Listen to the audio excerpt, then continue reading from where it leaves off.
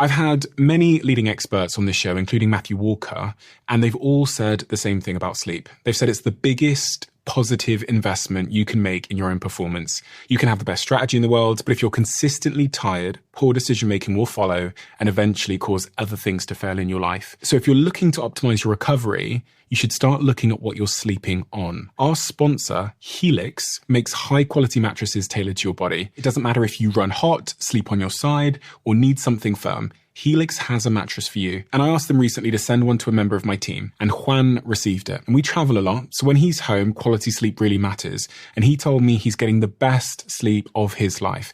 And the data backs it up, with 82% of people in a Helix study saying they saw an increase in their deep sleep. And with a 120-night trial, you've got 4 months to prove it to yourself. You can get 27% off at helixsleep.com/diary. That's helixsleep.com/diary.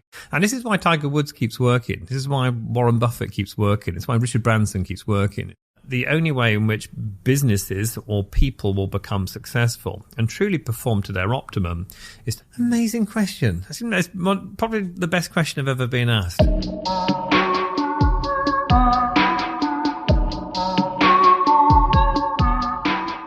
Jamil, thank you for joining me today. It's a pleasure to have you here so early in the morning. I typically on this podcast won't introduce people because I'll do a little bit of a pre-introduction, but your background and the work you've done specifically with high performance people and successful people is so compelling and fascinating that I feel like I want you to introduce yourself. And I read through your bio multiple times. It was deeply inspiring. And I think without an introduction, everything we talk about from here, without the perfect introduction, which I feel like only you'll give, everything we talk about from here on might not have the context it needs to have. So who is Jamil Qureshi? I'm a performance coach and psychologist. So I've sort of spent my time working with some very good sports teams, some very good business teams. You're being humble, aren't you? Some successful people. And I guess what I do is I help people cultivate a mindset for success. Mm-hmm. So I always say that for us to act differently, we need to think differently. So we're going to create different behaviors, different actions. It's about creating different thoughts first. So I guess what I do more than anything else is help people change their mind. So I always say there's new opportunities, new possibilities that will come from new perspectives. So a lot of my time is spent working with people, not to give them new skills, but more to allow them to understand the skills that they've already got and then create a perspective for them to use it differently. So as a performance coach, I think everyone can be better. Everyone can perform better. It's just a matter of, I guess, trying to create the mindset, the attitude, I guess some of the precursors to the performance, which are benefit to them. And so you said that everybody has the skills. And I see that in a lot of my friends. I see that they have a lot more sort of natural capabilities than they've managed to sort of give the world through their actions. If someone has an ambition to be something, if they have the ambition to be, a sports star, I know you've worked with a lot of athletes and you've worked with business people, or they want to start a business, what you tend to see, and what I tend to see in my inbox, is a lot of people with intention, but there seems to be something preventing that intention from turning into action or like behavior. Into an achievement. Yeah. And I think that, turning ambition into achievement is the key, because, most people will have good intentions. Most people will be wishing and hoping to be better. But there's a big difference between wishing and hoping and believing and executing upon it. So I think that the people who genuinely execute on it probably want it more for a start. And that's the key. No one's ever wandered around the bottom of a mountain and then simply found themselves at the top.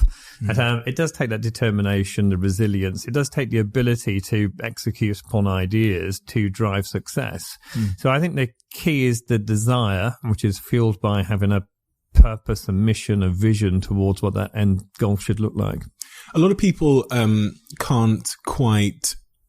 they say one thing. They say that their purpose is to go to the gym. Yeah. For example. We all say one thing and do the other. Yeah. And why is that? Because it's sometimes hard to distinguish with someone whether that's their real sort of desire or whether they're kind of like virtue signaling to themselves that they want to be something, or, they want to start that business or become an entrepreneur, get a six pack. But then their actions show that quite a different story. So I always wonder that with some of my friends. I always think, do they actually want that, or are they just... It's very easy to say that this is what I'm after, and much harder to do it. And I think one of the reasons why is because we have to invest, we self-invest. So we probably want these kids at school who are great footballers at 14, 15. You think, you know what, they're going to make it. They're just brilliant. They're going to make it. Or great track athletes at 12, and you just think they're special. But they don't make it. And the reason why they don't make it is they don't self-invest. So the people who make it are the ones who will get up on a rainy Friday morning, get up on a rainy Saturday morning to go and practice whilst their mates are in bed. The ones who will practice on a Friday night when their mates are out drinking. And so talent is not enough. You need talent plus teachability. So talent plus the ability to be open-minded, agile in our thinking, to commit to practice and turn that practice into something which develops our talent even further. So there's lots of people with talent in business, lots of people with talent in sport. But I guess that we need to be open-minded enough to invest in how we practice our talent to become successful. So, there's no substitute for practice. I get lots of golfers who say to me that, can you make me better? And the number one golfer in the world will practice more than any amateur. And there lies the truth. But we need to apply ourselves in a particular manner, and so we need to be practical about how we exercise our talent. You create good feedback loops to understand what we're doing, gain better personal introspection and self-awareness to allow us to use our talents differently. How do you give someone that purpose though? Like, I'm trying to think, so we know practice is like so incredibly important to master something, but I guess my question is, how would you give someone that motivation? Because I guess you can't give someone purpose. A lot of us spend so much of our lives trying to motivate people, right? To motivate friends, families, siblings, whatever it might be. And I'm wondering if there's a thing we can do as like loving friends or whatever to give someone that kick. Yeah. So, a couple of points, I guess, on that. In regard to discovering purpose, it can't be done for someone. So I always say purpose is never achieved, it's attained on a daily basis. So the mistake that people make with purpose is they confuse it with an end goal. So here's my purpose, and they have this vision statement of what they're seeking to, achieve or create, whatever it might be, and they get practical and tangible about it. But purpose isn't that. Purpose is achieved on a daily basis. Purpose is never achieved, it's attained on a daily basis. And this is why Tiger Woods keeps working. This is why Warren Buffett keeps working. It's why Richard Branson keeps working. It's because it's never achieved, it's attained on a daily basis. So I think that, we need to find something which is purposeful to us. And then we need to lose ourselves to it on a regular basis. So once we start to become more purpose driven and express ourselves in a particular way, I always say being a good colleague, being a good business leader, being a good sports person is not seeking to impress. It's about seeking to express and be ourselves in the context of our work. So once people can find that within themselves, then I think they can direct their energy and their focus in a particular way and become much more purpose-driven in how they go about their daily activities. But you can't give someone that purpose. It has to be theirs. And I think life is about timing. I think some people find that very late. Some people find that very early. And it makes no difference. We're all individuals. In regard to helping other people make change, we're almost too quick to go towards behaviors. So we tell people to be different all the time. Tell our team members, you should be more collaborative, guys. And tell guys, you need to be more innovative. And tell our children to keep their rooms tidy. So we're constantly talking to people about behaviors. Say to our friends that you should give up smoking or eat healthier, whatever it might be. The only way in which you change actions is by changing thoughts. So we think and then we feel and then we act. That's how we work.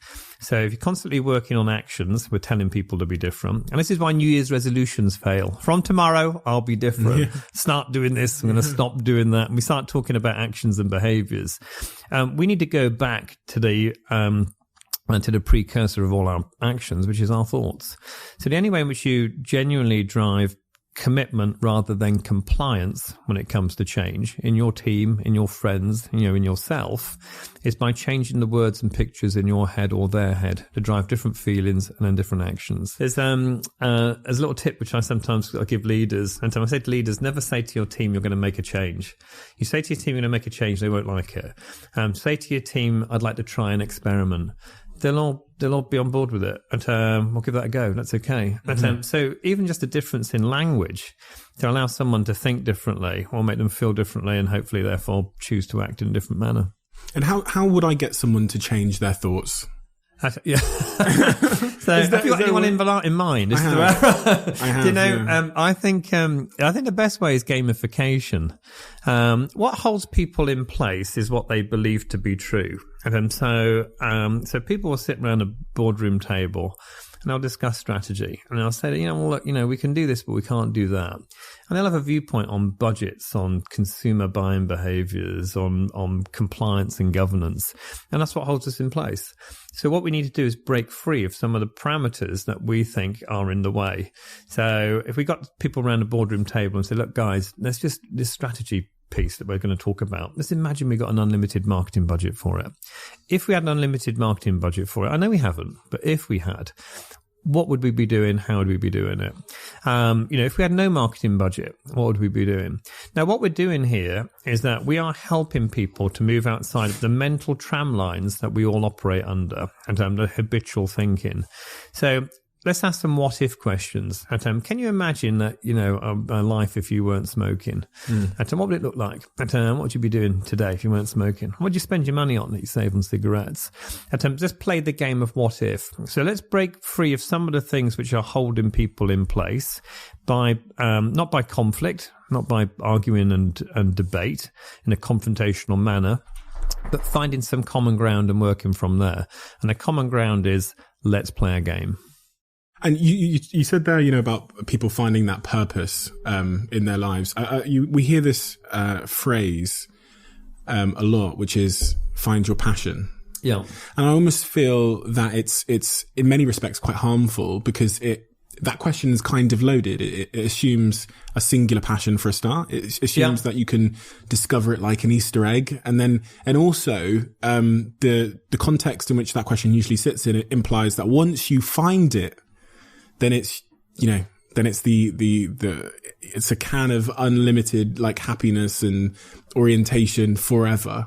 And then that's yours. And I just feel like sometimes language can be harmful because it simplifies very complex things and sometimes multifaceted plural things, So I wondered if that phrase, find your passion was something you felt similar about, or Yeah, I do. I mean, it's true that passion can be a significant multiplier of human potential.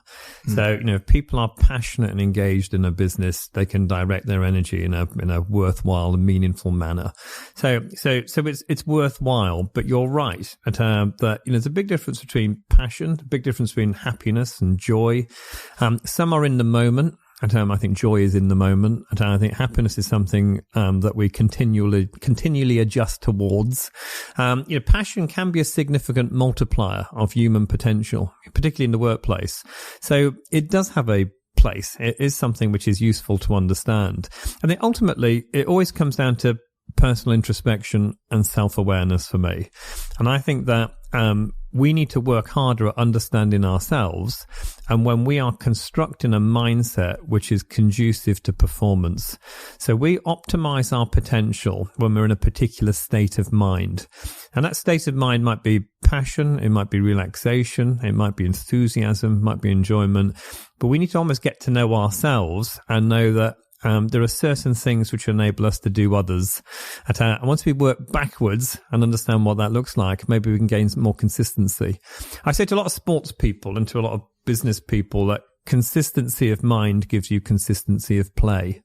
And I'm convinced of it. The more consistent we can be in our thinking, we understand the building blocks, the component parts to success, the more success we can have. And how does one establish consistency of thought? Because I completely agree with that. I completely agree. I've seen that in my own life. When I've been consistent with my thinking, I've managed to, perform the same habits every day. Oh. But then sometimes I'll lose consistency in my thoughts because I lose attachment or sort of my anchor with my why. Yeah. And I've talked a lot on this podcast over the last couple of weeks about this realization I've had this year with the gym, which was every year, February, March, I was incredibly motivated to go. I was fired up, trying to look good for summer. Yeah. And then obviously once you look good and summer has ended, it's almost like you've lost your anchor, right? So you get into September and the why which made you go and to think consistently every day has evaporated, and I can't get myself to go to the gym in October. Right, you look in great shape for it. This was the year. This is the year I realized. So this was the year I realized, and this was the year I bucked the trend for the first time in my life because I realized that I thought to myself every single year I do it for this period and then I stop. And they're two different people. August Steve and October Steve don't know each other. They're like, you know what I mean? They're like twins that were separated at birth. And so this was the year where I realized what I was doing and why I was losing my motivation. So I thought, fuck it, I'm going to anchor my why to something a bit more long term and without a timeline. So I said to myself, listen, I persuaded myself of all the reasons why I want to be healthy and view my life as one season. And that's what's allowed me to persevere. And also, I got a bit pissed off with myself. I thought, you're really like that, like weak, like, do you know what I mean? Like, you're that vain and you're like, but so. Yeah. Do you know, I always think that consistency of mind comes from understanding the intrinsic quality of our decision-making processes. And I say that a lot to people in sport and in business. So, you can make a good decision and have a really bad outcome. You can make a bad decision and have a good outcome. And this is why I've worked with leadership teams who have confused luck for genius. Made a really bad decision, got a great outcome. Markets have changed, competition's done something, something's just worked in their favor. So it's really important for us to not judge our decision making by our outcomes. And we often do. So we'll say this is a good decision because it resulted in this, or this is a bad decision, it resulted in that. And we can only understand the outcome retrospectively. So it's wrong to measure our decisions by the outcomes. And then we need to go back to how we made a decision in the first place. And once we start to understand the intrinsic quality of our decision-making process, we can become more consistent in how we make decisions and therefore have more control over those outcomes. So I think that, two things. I think that, and we'll use you as the example here, Steve, that consistency of mind will come from knowing how we make decisions. Understand that we put our weight into evidence, how much we use prejudice and bias and opinion, whatever it might be. But let's understand how we make decisions. And in that way, we can be consistent in how we apply our logic and thinking and feeling, try and determine some best outcomes. And then the other thing, as you've just positioned, is reframing. Let's stand back and create some time and space to understand why we do things and why we don't do things. Now, I always say that the people who are most successful, and I've had the pleasure of working with 6 sports people who got to number 1 in the world, and I can guarantee you the one thing they had in common was that they never made big changes, and it was small changes. So I'm a big believer in the 1 degree of change. If you take 2 parallel lines and you move one by 1 degree, it may not seem much at first, but there's a really big difference between where you start and where you end up. So everyone's trying to make a dramatic change, sea change. From tomorrow I'm going to be different. I think it's about doing something a little bit more than what we've been doing it, and a bit more consistently. And then the other thing with these people who obtained, what I call super achievements, and so they did really, really well, is that they actually worked on their strengths. They started to understand what was good about them and do that some more. So we think to be better as human beings, I think to be better as a business or a team of people, we need to fix our weaknesses. I'm not sure that's true. I actually think it's more about understanding our strengths and playing to them. So I've actually worked with teams before in business and in sport who have actually weakened a strength by trying to strengthen a weakness. Really. And if you think about it, it's ridiculous. And actually weaken the strength by trying to strengthen a weakness. We need to be careful. So I think understanding what's good about us, understanding, where our behaviors come from in regard to the thinking before it, and then reframing some of those words and pictures. And I guess that's what you've done with your gym example, is change some of the words and pictures in your head to therefore feel differently, which has resulted in you in acting differently. Yeah, and I really, I was valuing intensity over consistency, and intensity wasn't sustainable, right? So I was going through the summer, like to the gym 2 times a day. I was starving myself, like eating things that I didn't want to necessarily eat. And the consistency came from being a bit more, realistic with myself, being like, if you miss the day of gym, it doesn't matter. You don't have to. Perspective. Yeah. It's perspective, isn't it? Yeah. And I think, it's funny because again, so many sports people I work with, business people who will lose perspective. They'll lose a tournament and it's dreadful. Win a tournament. I've made it. This is it. This is a turning point for me. They win a big contract, in business, and this is us now. We're set up.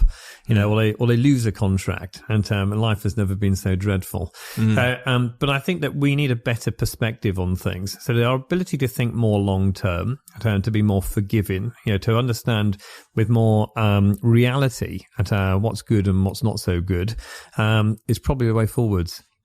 And in terms of responsibility, it's a topic that's consistency is a topic I've been so fascinated about over the last year, as I've reflected and has been sort of introspective about the things I've been able to achieve, whether it's getting millions of followers on social media or whether it's growing my business or going to the gym. It seems that the very ironically consistent theme across all of them was consistency. It was being able to perform X habit for a long period of time. Yeah. And then you have the eighth wonder of the world shows up and things start compounding in your favor very quickly, usually. But the other term that I've been fascinated with is responsibility. And as I started out as an 18-year-old kid, dropped out of university, disowned by my parents, no money at all. And one of the things that I noticed as I look back on 18-year-old Steve versus a lot of other people that I see that are living in the same shithole area I was living in and stealing pizzas like I was stealing them, was they don't take responsibility for their situation. They kind of see themselves as a victim of the situation they're in. Yes. Whereas when I was in that situation, not only did I not view it as my destination, I was literally taking photos of the nothingness in my fridge and the how dire my life was, because in my mind, and I started keeping this diary on Facebook, which I really randomly wrote in my diary that a TV company had asked me to keep this because I didn't actually know how to tell my own diary that I thought I was going to show the world this someday. I didn't see it as my destination, and I took full responsibility of my circumstance. It wasn't anyone's fault but my own, and I was going to change it. But then one of the things that makes me concerned about our generation and about certain political narratives and certain themes I see on the internet is an avoidance of responsibility for your life and the default to blame someone else. And I'll be honest, it's something I see more in the Western world than I do in the African village I was born in. Yeah. So I wanted to know really from you, what role responsibility plays in people's outcomes. Okay, that's a big one. Yeah. You promised me some easy questions today. Never. No. So, responsibility is huge. It's just massive. It's one of the predeterminants of successful outcomes is our ability to take ownership and accountability. So, circumstance and situation push and pull us in different directions on a daily basis. The world is complex, it's uncertain, it's unpredictable, all of those things. The people who perform best have huge levels of responsibility, an ability to respond to those circumstances and situation, no matter what they are, to drive the best outcomes or opportunities. So I always say that there's a circle of concern, water cooler conversations, the stuff that's going on around us, circumstance, situation, incidents and accidents. Then there's a circle of influence, and the circle of influence is where we make choice. That's what it's about. So responsibility is all about choice for me, and I absolutely guarantee you now that circumstance and situation is not a predictor of success because we know of people who are born into privilege. They're great role models, had good access to opportunity, to wealth, they had good guidance and good support, and they ended up dying heroin addicts in prison. We know some people born with a physical disadvantage, now the lack of good role models, now the lack of guidance, lack of support, lack of opportunity, they grew up to be some of the most successful people who have ever walked this earth. So it proves beyond doubt that attitude is more important than intelligence or facts. And I genuinely believe that to be true in all areas of high performance, that attitude is more important than intelligence or facts. I always say, give me I will over IQ. Any one of my teams, I'd rather have I will over IQ. Because high technical expertise, I'm talking about the Western world at the moment, high technical expertise is no longer as valuable as it used to be.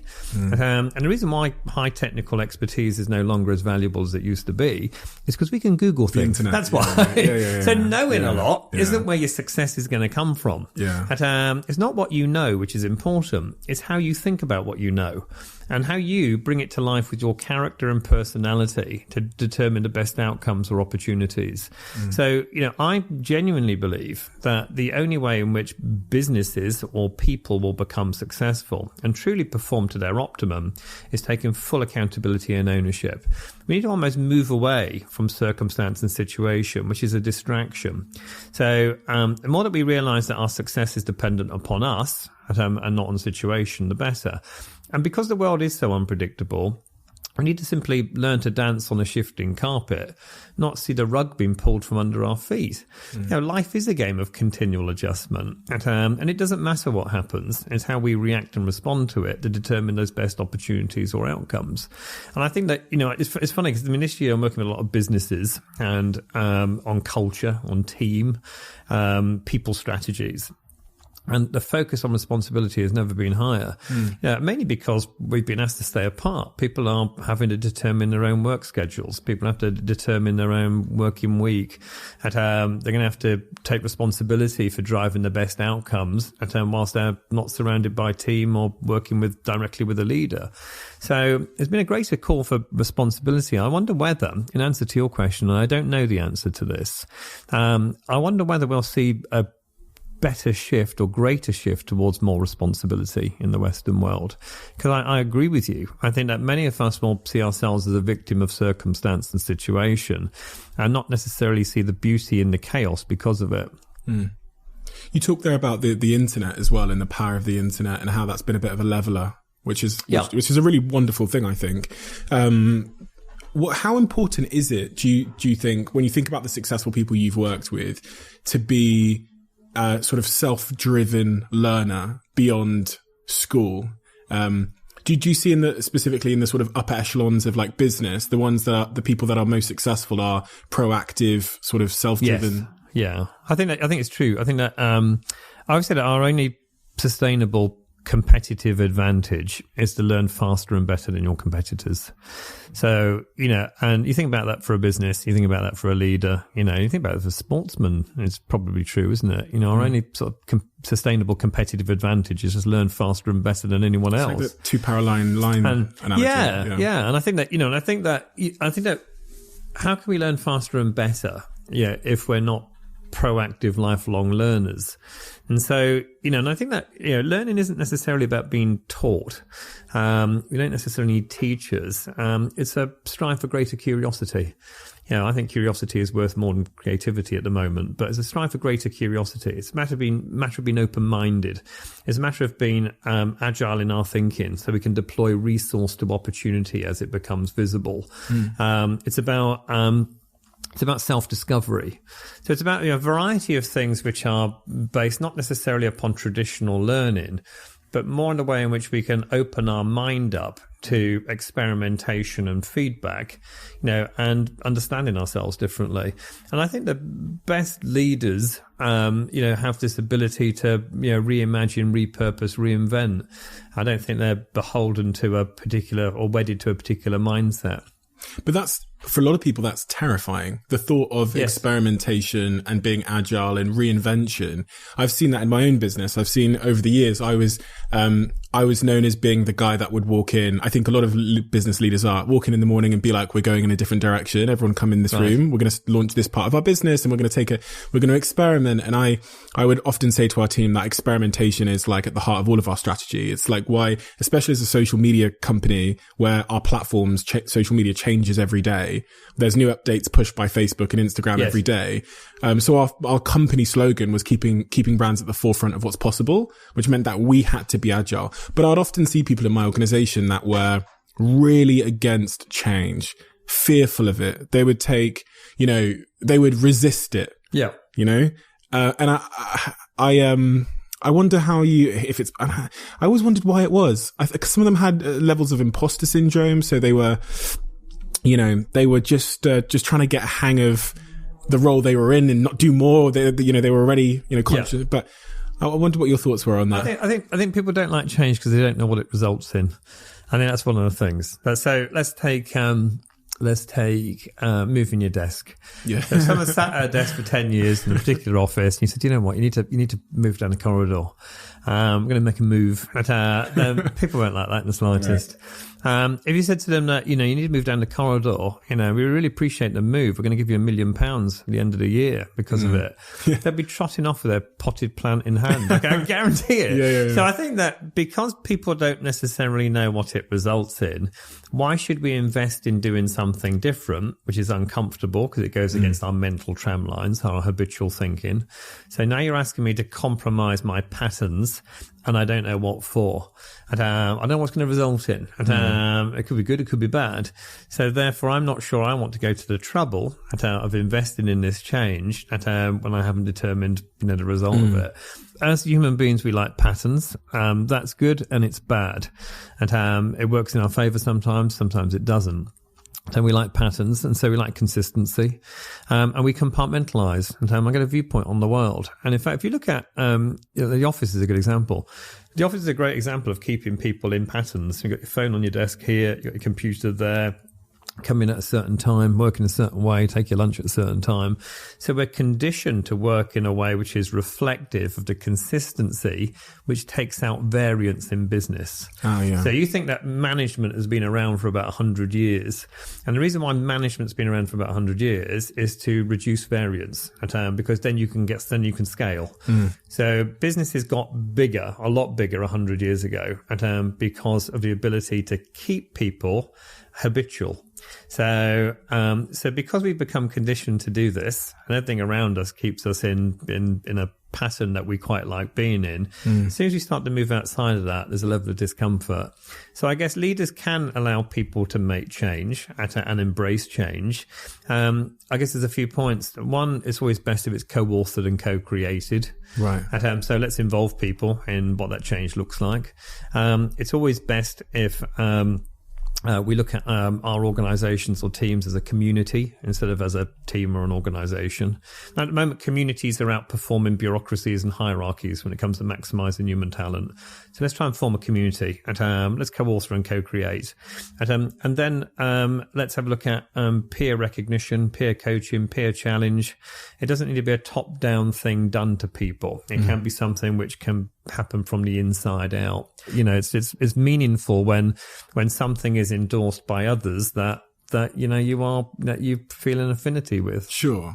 When you read about the Steve Jobs of the world and the Elon Musks of the world, they seem to buck all of a lot of the trends that you hear in like management coaching. They seem to be very authoritarian. I was reading Elon Musk's biography, and there's stories of him just like calling someone into the office and saying, how much does it cost to do this? They'll say 10 million. He'll say, do it for 5,000 and do it within 30 days. And they'll go away feeling puzzled, but they'll get it done. Yeah. He has this culture of like intensity. And when you start, he says to the teams that this will be the hardest you've ever worked in your life, but it'll be the most worthwhile, but it'll be the hardest you've ever worked. And then Steve Jobs as well. I've heard the stories of how he was, how he built the company at Menlo Park, and he seemed like the antithesis of what you would read about in a business book. But obviously these are two of the most successful entrepreneurs the world has ever, seen. So I wondered if I'm trying to appreciate how they've achieved their success by being so different from what all the business books say.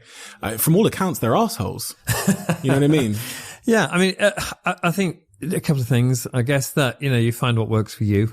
I think what they have on their side is they have a really big purpose statement. It's a really big mission. So there are lots of companies with mission statements, but very few on a mission.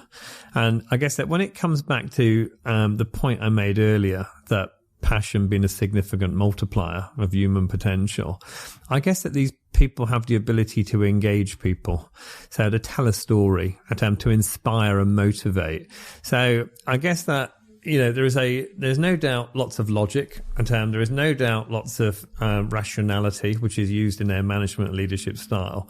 But what you're describing to me and the people that you're describing, I think you can really get behind something that someone passionately believes in and is something which is worthwhile and purposeful, yet on such a grand scale. So I think when they're talking about things which will change humanity, I think it's possible for us to be swept along on that particular vision. So maybe it does mobilize people in a different manner because of who they are, what they believe in, and what they're trying to achieve.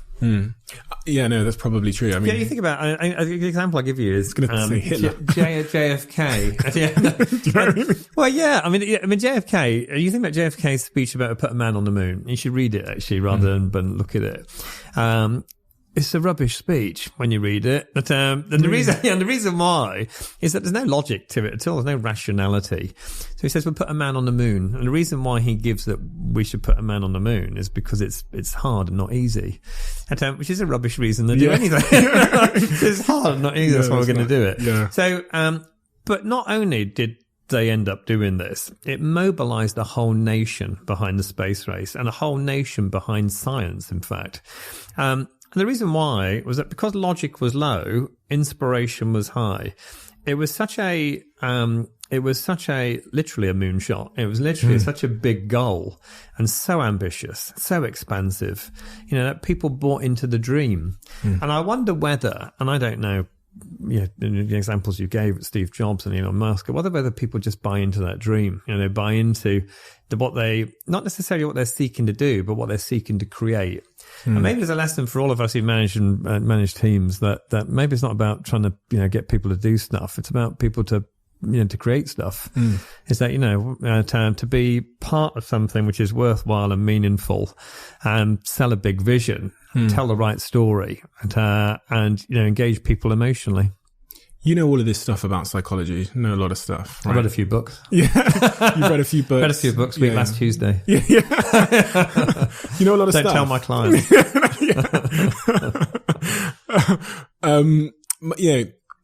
When people come across people like you, they think that you've got all the answers. And because you've got all the answers, or at least an answer to most things, they think that you must live a life of sort of perfect decision making. Do you know what I mean? Cobbler's children have the worst worn shoes. Yeah, exactly.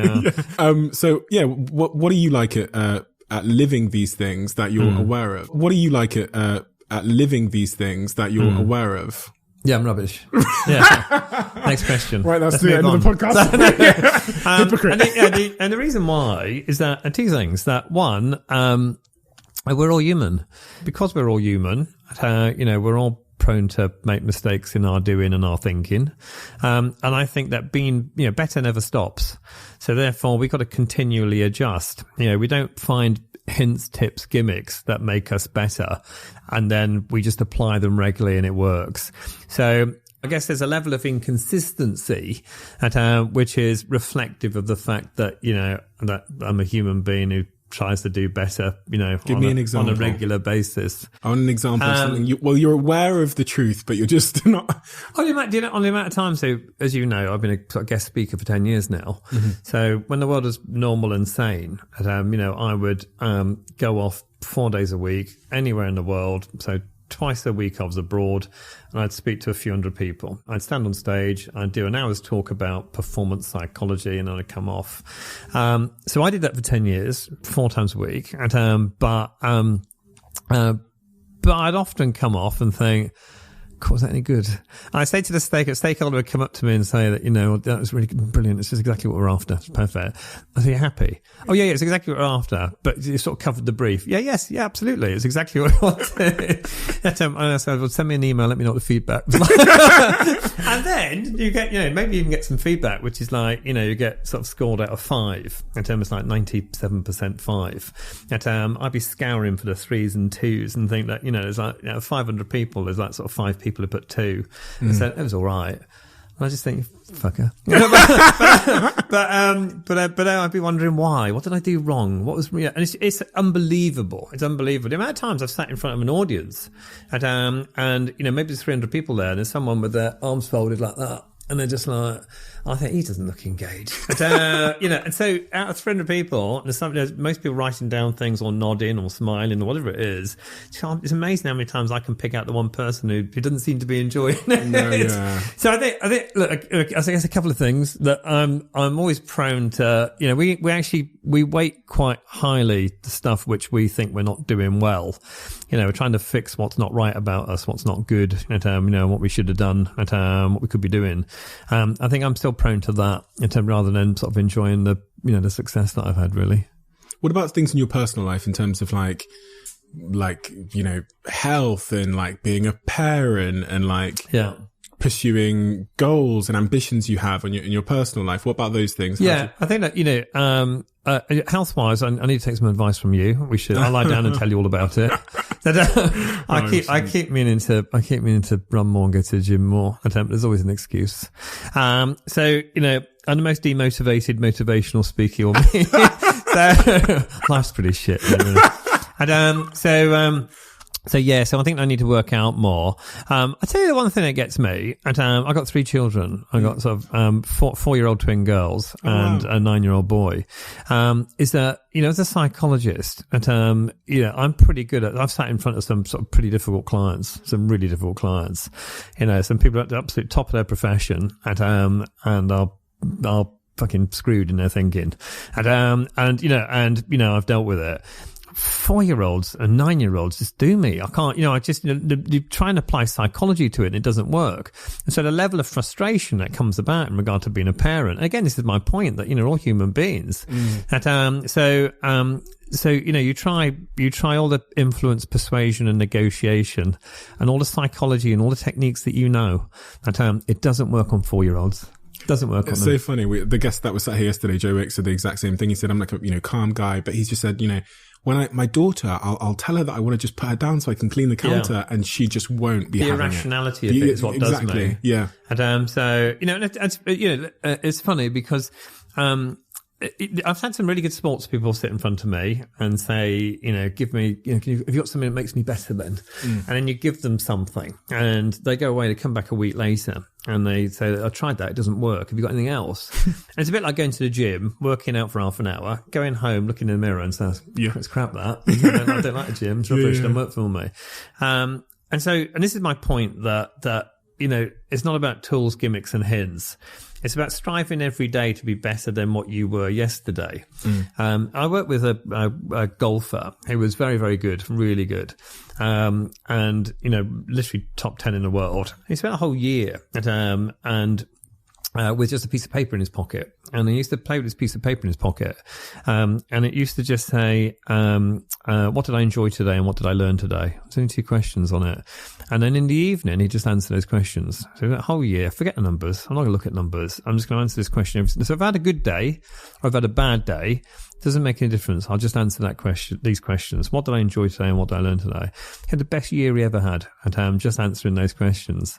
Wow. And in a way, there almost needs to be more simplicity to not using tools and techniques, not to try and apply psychology to a 4-year-old, but to just try and consistently enjoy and learn on a daily basis. And so I guess in regard to I'm still prone to say, God, I need to get running. I've been drinking all week. I need to do some exercise at the weekend.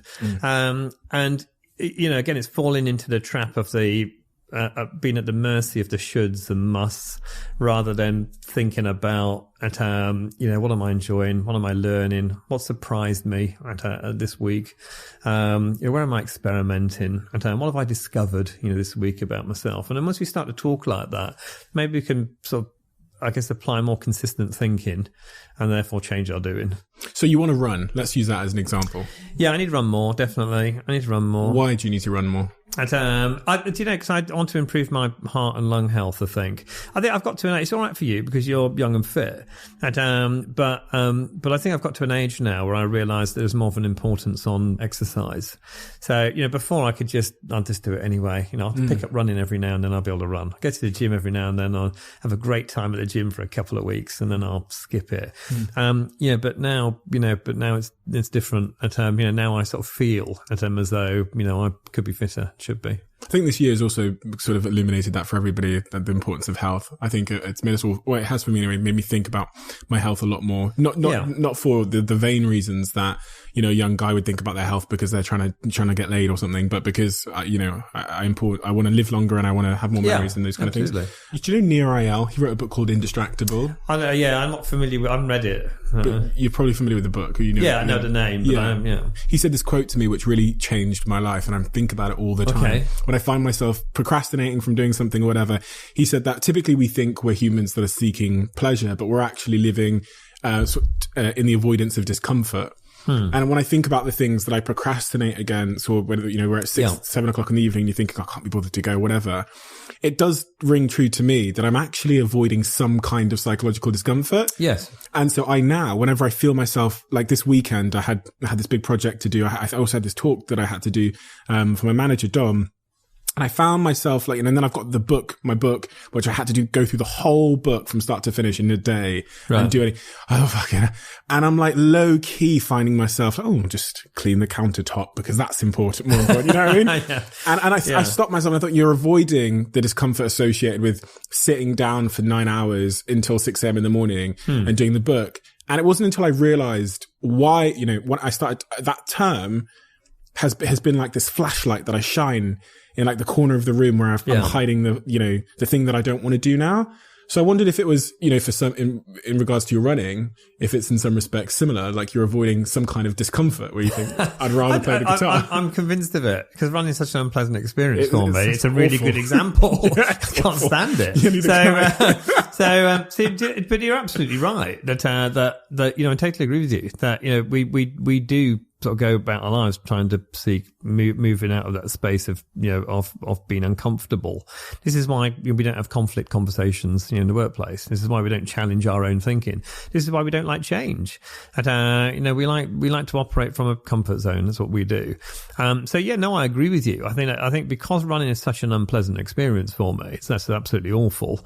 I'm probably avoiding it because I just don't want the experience. Whereas riding a bike isn't so bad for me. And so maybe therefore that instead of sat there at 4 or 5 o'clock thinking, God, I need to go running in an hour and I really don't want to, I'll go tomorrow.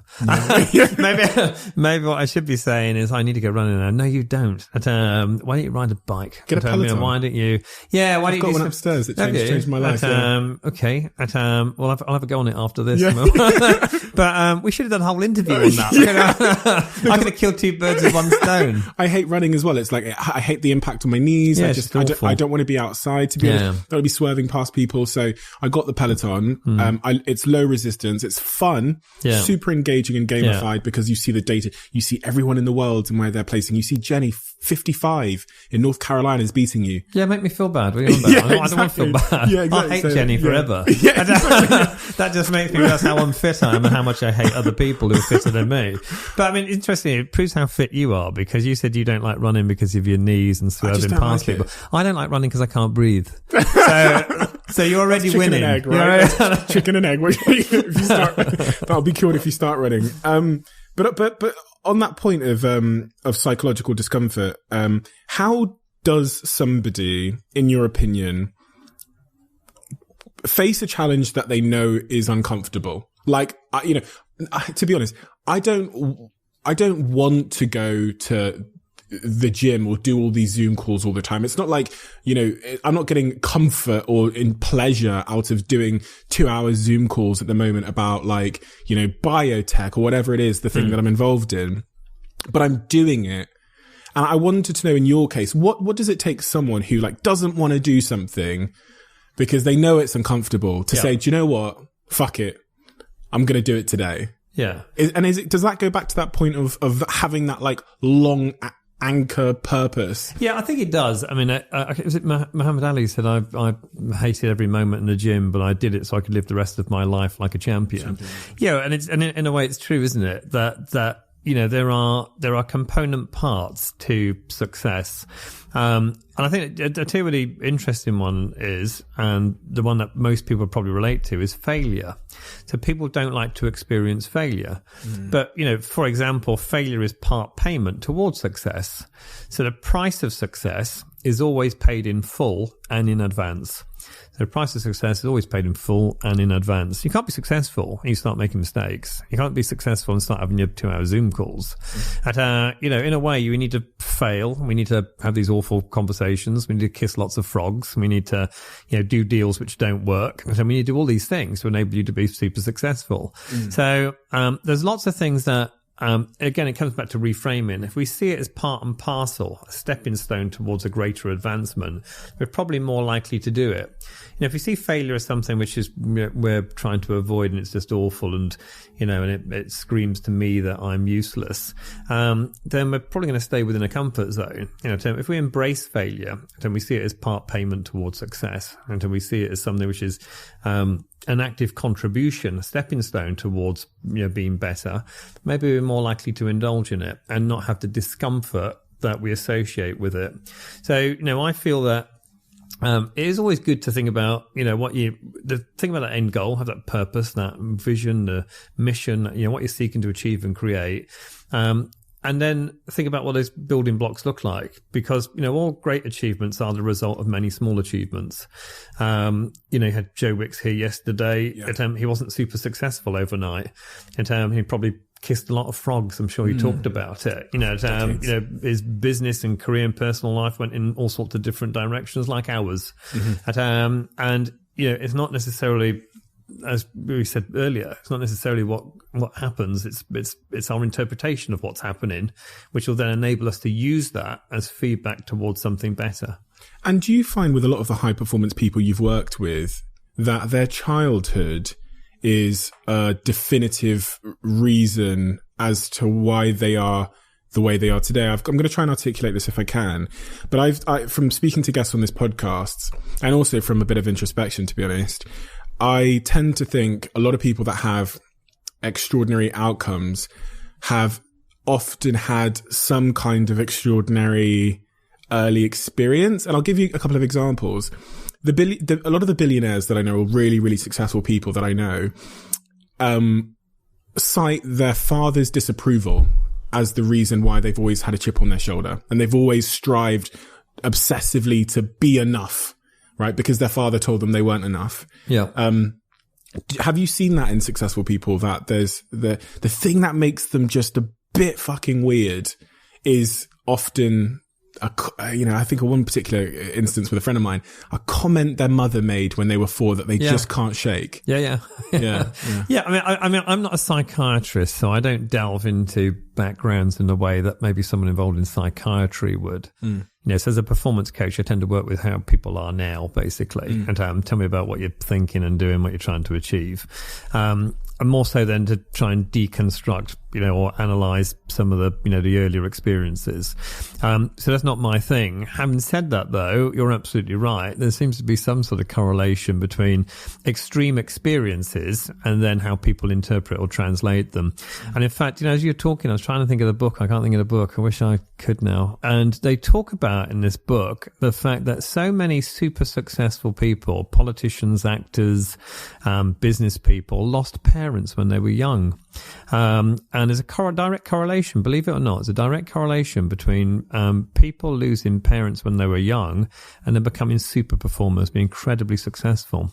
And the psychology behind it was that you learn independence. And it's almost easy if you've got these loving, fabulous parents who, hopefully, many people have got.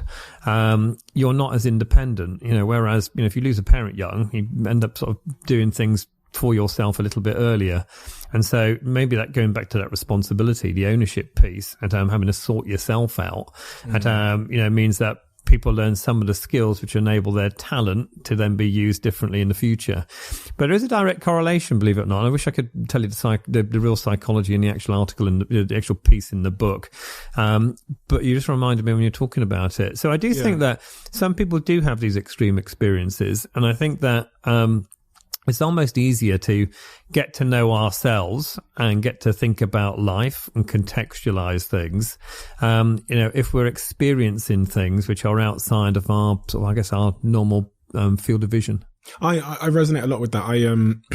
You said, lose a parent, but the reason I resonated with that is because I've said multiple times on this podcast again, that when people have asked me why I was successful, I cite that when I was younger, my parents weren't ever in the house, and that meant that I had to find a way to make money to feed myself. Or, my mum was never in the house when I went to bed, and she was never there when I woke up because she slept at her shop sometimes. And my dad worked in London for 6 days a week, which was 4 hours away. And it was only of the four of us in my family, the four siblings, that wasn't the case for my older siblings. When they were younger, or when they were my age, my mum and dad were in the house every day doing date nights and we're together. And then when I grew up, by the age of 10, I could leave the house for 3 days or 2 days and they wouldn't actually know that I'd gone. Right. And so that meant that I became like this sort of self-autonomous kid at 12, 13, 14, 15, and then started businesses at 14 and then, went off. But you could have gone the other way as well, couldn't you? Oh, 100%. With that, 100%. With that level of freedom and autonomy, but not the maturity and to deal with that freedom. My best friend said to me, when I'll never forget where I stood when he said it in this takeaway shop, he said, "Stephen, you're either going to be a criminal or a millionaire." And it was because I had that, my independence created this connection where I knew that my outcomes were going to be a direct result of my behavior. I always think of like school dinners as the perfect example. For a lot of my childhood, maybe up until the age of about 9, there was always like £2 on the counter, which was like, okay, you take that to school. And then by 10, the £2 wasn't there anymore. Yeah. So it was like waking up in the morning and being like, how am I going to eat today? I'd have to find a way. So I'd go and sell cigarettes. Or, I knew that there were cigarettes in this room upstairs, which my mum had got from Nigeria one year. So I just went to school and I was just shopping the cigarettes or chewing gum. And it was that connection I made super early that my outcomes are a direct and only correlation of sort of connected to my behavior. So I resonate with that a lot. And it kind of explains the difference between 4 kids that grew up in the same household and 3 of them went to university, LSE, Cambridge, whatever, and one of them dropped out of everything, got kicked out of school and became an entrepreneur. You know what I mean? It's true, isn't it? So it's not necessarily the experience, it's how we translate that experience and how we channel our feeling into something which could be productive or destructive. You could have become a criminal and a millionaire and got a job with this Tory government. You could be a front bench MP with those credentials. There's still time. I'm a millionaire criminal. There's still a lot of time. Yeah. But the last thing I really wanted to ask you about was, this idea of distractions. Social media has made it incredibly easy to distract ourselves. And you see, teams becoming much more distracted at work because of all these screens and, the digitalization of the world and individuals. And what's your thoughts on why we're so distracted and how to overcome it? Yeah, it's true that we are distracted. I think focus and concentration have to be practiced. So many things can be improved. So whether it's resilience, whether it's concentration, whether it's courage, all these things can be practiced. So many think courage, for example, I always think courage is like a muscle. The more you exercise it, the stronger it gets. So it's possible to exercise all these things and be better at them. And I think that it's fine to be distracted because it's actually quite nice to have different stimuli and different provocation. And so we just need to choose when it's good to have that provocation and change, and when we need to concentrate, and we need to practice both. Now, here's a thing for you, is that as human beings, we don't multitask. So multitasking is a lie. So for all the all the girls and all the women watching this or listening to this, I'm sorry to tell you, it's not true. You don't multitask better than men. Amen. It's true. Amen. It doesn't happen. We're both equally as bad. No, we're both useless at it. So what we do is we do rapid switching. So we don't multitask. We just context switching. Yeah, exactly. This is why actually I can't remember what it was a couple of years ago that the BlackBerry network went down in Abu Dhabi for a weekend from Friday to Monday. They had a 48% decrease in car accidents that weekend. Really? Because as human beings, we don't multitask. You don't sort of like check your text and drive well. It doesn't work as a human being. So I think that we are living in an age where it's easy to be distracted, and some of these distractions are incredibly useful. We need to come back to greater responsibility and choice. Let's choose when it's fine to do that and when it's fine not to be. And practice, these levels of concentration and focus that we may need for certain tasks, but we may not for another. So I quite like times when I can sit down and read a book or absorb something or think about something and narrow my focus. Sometimes I quite like sort of TV being on, music being on, at phone next to me on the computer, because actually I'm sometimes picking up on certain things which for a level of creativity can be quite useful. At a bit of provocation, a bit of changeability in my thinking, because I get distracted by something and come back to it. I find that as well. I find for some bizarre reason, if I go for a walk or if I go to the gym, inspiration floods into me. But when I'm sat in my office trying to think of stuff, it's almost impossible. The shower is another weird place where my ideas seem to show up all at once. And it's like, I'm not like, it's not hyperbole. I'm not exaggerating at all. Like if I'm sat here and I'm trying to think of something to write or whatever, I go for a walk and then sometimes I put my music in. It's like non-stop. And I find that quite, interesting, because teams are often trying to think of ideas and creativity. And if you say to people, where do you have your best ideas? And ask people that question, where do you have your best ideas? Do you know what they'll say? When I'm walking the dog, and when I'm in the shower, just about to fall off the sleep, on the commute, over breakfast. They'll come up with all recreational drugs. They'll come up with all sorts of stuff. But no one will ever say, in a boardroom with some mints on the table and a jug of water. No one will ever say that. Yeah. But where do we try and create ideas in a business? We get them around this boardroom table. No one ever said, don't get me wrong, you can't get your team in the shower with you. Maybe you've tried. I don't know what it's like around here. Maybe you've tried. I don't know. Speak for yourself. But team meet, bring a towel. But maybe we can't do that. But we've got to find a way of trying to, create a more natural environment for people to flourish. And I do say to many organisations, I say to them that you're too quick to train the people rather than fix the environment. People say, "Oh, I need more innovative people." No, you don't. And, we need to train them on innovation. No, you don't. Let's try and create a culture, an environment where people are free to express themselves. The problem we got is that, we're so convergent in our thinking. And, we start off as divergent thinkers. We start off making really weird connections. I had a 6-year-old once ask me, what does the number 9 smell like? Amazing question. It's probably the best question I've ever been asked. With all due respect to the interviewer today. I was going to say. Right, but what does the number 9 smell like? It's a great question. When was the last time you heard a CEO ask that question? They don't.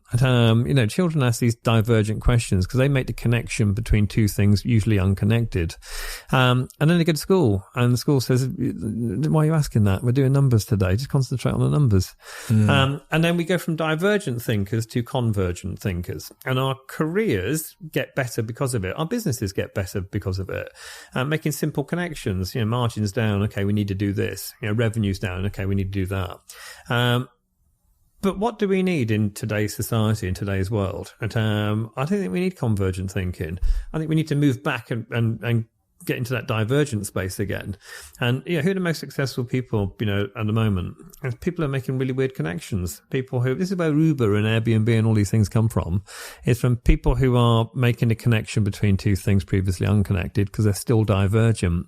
So let's try and create some environments where people are free to explore, experiment, free to break some of the rules, and to talk about things which are not easily put together. And I think that that's the best way in which we can see the opportunity and possibilities in this changing world in which we're living.